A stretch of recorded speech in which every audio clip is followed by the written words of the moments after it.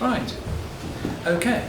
My name's Nicolai. I work for a major travel company you have heard of, and I'm going to talk about developers doing schema changes and how that works with trying to achieve high reliability. So, I'm going to talk about relational databases, mostly about MySQL. If you have a NoSQL database, you have different and interesting problems, and then that's a different talk. So is MySQL as the document model, although as soon as you step off the document model and want something relational, you will run into these same problems too. And we will talk about alter a lot. Specifically, when I say direct alter, what I mean is one that doesn't involve any online schema change tools. One where you just send an alter command of some sort to the database. You can do other sorts too, but we talk a lot about direct alter, and that's when you just tell the database to do it and you don't have any tools mediating this for you. So, where did we start on this? So in the beginning there was the DBA. Programmers wrote code, DBAs changed schemas, maybe they wrote the queries too. Programmers ended up waiting for DBAs a lot. So, that sucked. So people thought, let's empower developers. How do we do that then? Well, we give them some code to make SQL queries, we let their code create and change tables, we let them release code and change. That means no more awkward DBAs. People like me are not delaying things anymore. So this gave us a whole stack of new ideas. A whole lot of frameworks appeared for data access. People started to develop object relational managers and mappings to write SQL queries from languages that developers would like to use, and were writing the rest of their logic in. Code that created and modified database tables. Automated software releases. So then developers can do it all. So now people have new friends like Hibernate and Liquibase and Django and Flyway and things, and many, many others. I'm not really here to talk about which one of those is better or worse, because they all have the same problems that I am going to talk about though. So when you have this, what could possibly go wrong? Well, you get database changes that are slow, that break your production, and that break your compliance. And these are problems that you don't want. And these are problems that happen when you scale up to being a larger enterprise, lots of users, you want lots of uptime, regulators get interested in you and so on. When you're a very small project, these problems don't happen to you. But when small projects grow up, they do happen to you.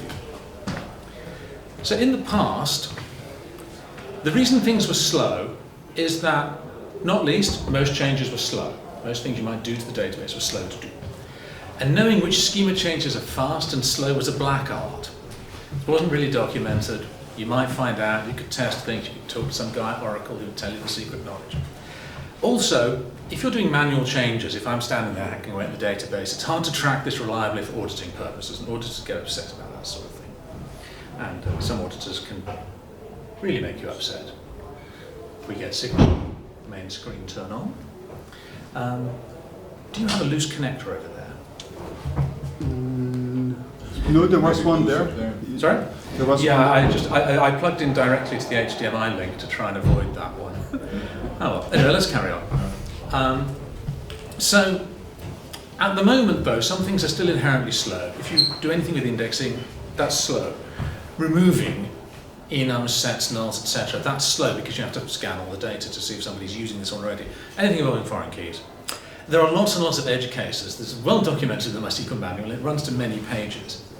Trying to write some analysis code that knows what's fast and what's slow is a moving target, and it's very tricky. Also, algorithm online is nice, but it's no use when you have replicas, because it's online in the primary, but it's blocking replication in the replica. Also, if you're unlucky and that change in the replica fails, then you have broken replication, and that is a pain in the arse to fix. There are better ways to do this, and I'll get onto it. But also, slow changes can break your application. You could load up your primary for a long time, and that could slow things down. You could have hours of replication delay. If you're deploying code, and the code has a before and an after release, and they can't handle the change, then you might need to wait for the database change to run. before you can continue to deploy, and that means a lot of downtime. Also, it can break your compliance, because the controls for a schema change might be different from the changes for a code deployment, and it doesn't exactly break compliance, but it sure makes it a pain if you have to apply maximum control to every code change, because it might have a database change in it. Then all your deployments are affected, and that sucks too. And if your code changes the schema, production effects can't always be tested in an automated pipeline, particularly things to do with data loss, if you drop column or alter the column shorter or something like that. So what you need to do is you need to take control of the schema changes yourself.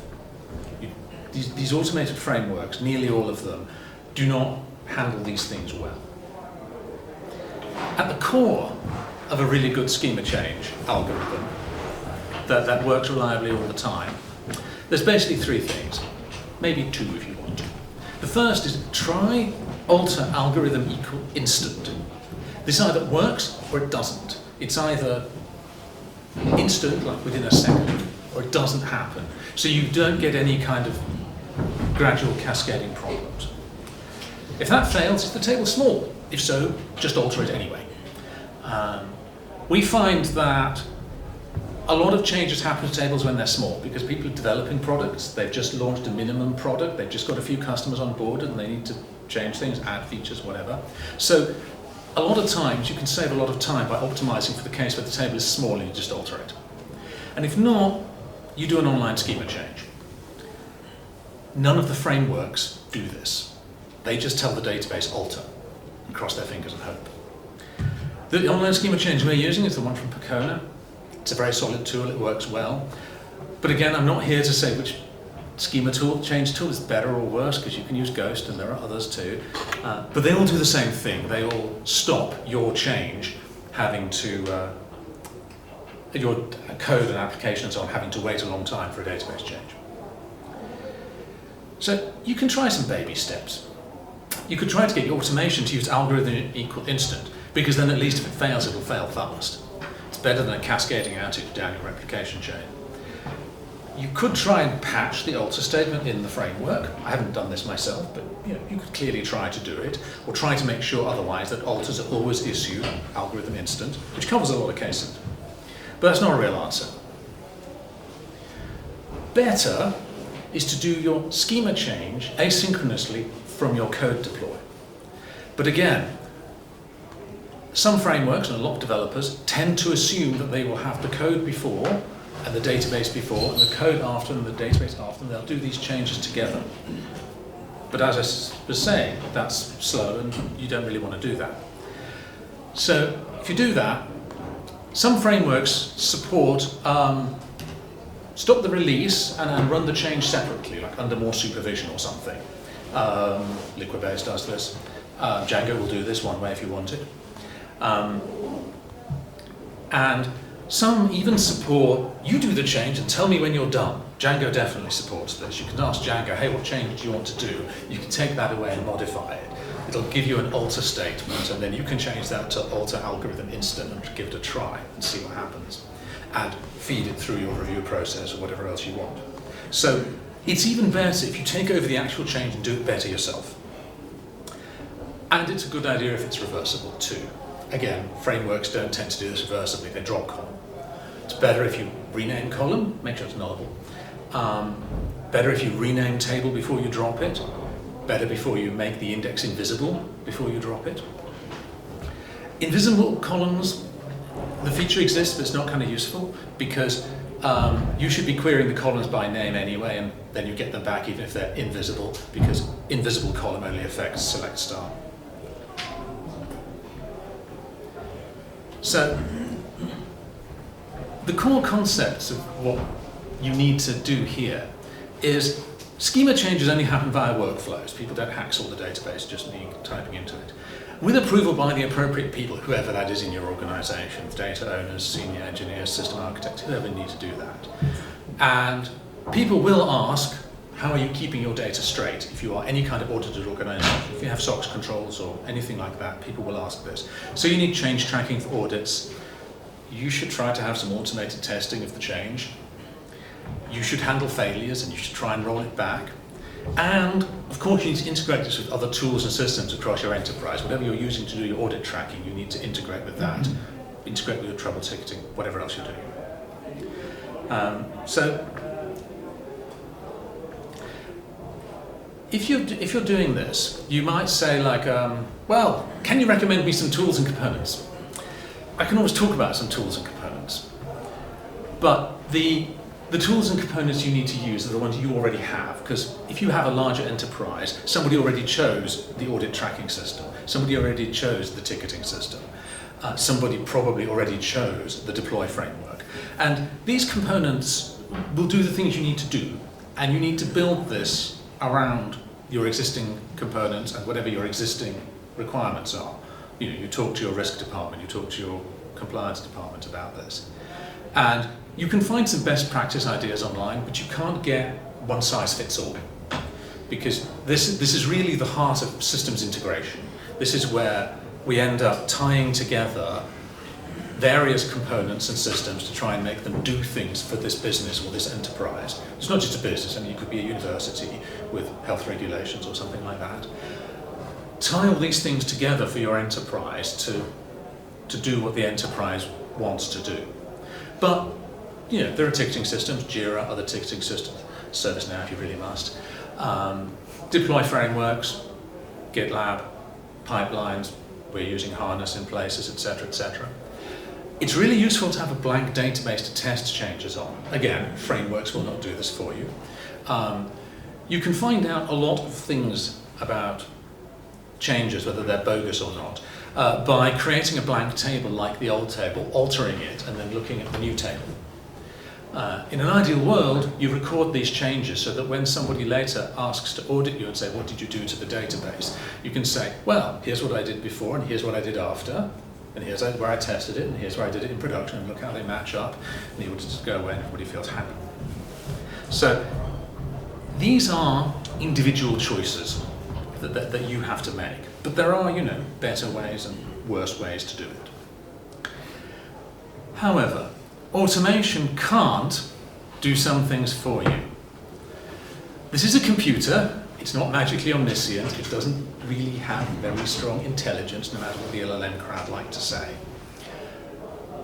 Your deploy process can probably not understand all your business logic. It can't understand dependencies across data. It can't understand that this database here issues some keys which are used in this database over here in a different application. You know, the fact that the user IDs have to match up or the customer IDs have to match up is something that code deployment frameworks, you know, they can't really understand this. They're not into this. They also don't know if dropping that table or column is good or not. You have to know, is this data valuable, is this data not valuable, and so on. And you cannot test these things easily. You can have a QA system and so on to try and make sure your systems generally hang together, but you know, Liquibase will not do this for you. Also, you should try and make sure your changes are backward compatible at least, because remember, you're releasing the database change before the code goes out. So the new database layout has to work with the old code. And it would be nice if they were also forward compatible, in case you have to roll that database change back. You might want to have to do a code rollout at the same time. So in the end, your workflow starts to look like this. You write some code, you set up a release. Now, the way all these frameworks do it, they just go direct to code release, push code, talk to database, and so on and so on. But instead, you divert the schema change into your schema change tool, whatever that is. Your GitLab pipeline that runs more tests, your application that goes and does the algorithm of try the instant alter, then do the OSC. And when it's done that, it tells the code release tool, yeah, okay, you can carry on. I've done the database changes for you. And then code release tool happens. This is an idealized world. We are not here yet. For us, this step involves somebody talking to a different tool and getting some different approval. But you could automate this. You could feed all this into one pipeline and make it all work nicely. So where we've started is, we started off with people like me hacking the database manually, and then we thought, I know, we'll automate it, but we won't think of any of the difficult parts. Then we realized that we need to think of the difficult parts. We need to do things that are non-service impacting, that have auditing, that work properly, and we end up with this kind of workflow. The final news I have for you is very mixed. This is the kind of thing we need to do in order to not have downtime and not have auditors hassling us. Unfortunately, we have to do it ourselves because nobody has a magic silver bullet for us. Thanks very much.